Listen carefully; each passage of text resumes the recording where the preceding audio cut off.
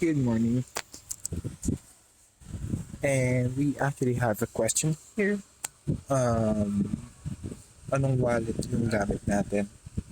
So as what I've explained on my previous video, ang wallet na gamit natin dito is Coinbase.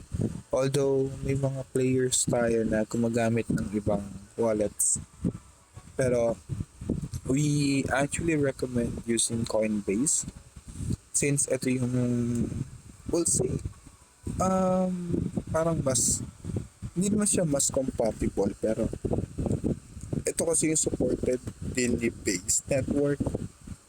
And at the same time, dito kasi kapag nag-create ka ng smart wallet, again, yung sa pinned video, kung titignan mo yung pinned video natin, once you click my bio, go to the link, click that down, pwede ka mag-create ng smart wallet kagad.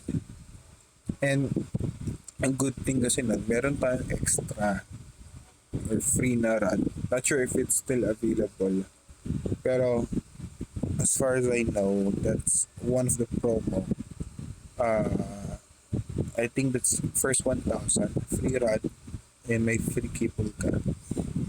So,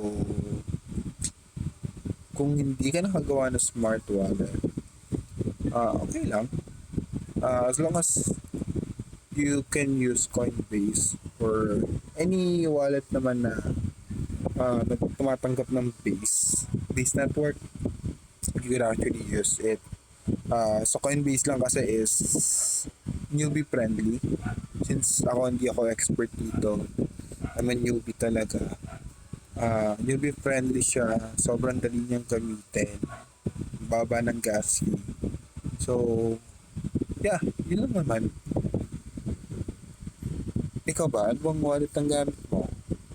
Try to comment down kung anong gamit yung wallet para kahit pa paano magkaroon tayo ng idea dun sa iba na nanonood ng mga videos natin, ano nung wallets ang gamit nila or gamit nyo except sa Coinbase wallet. So, comment down. Yun naman. Yo!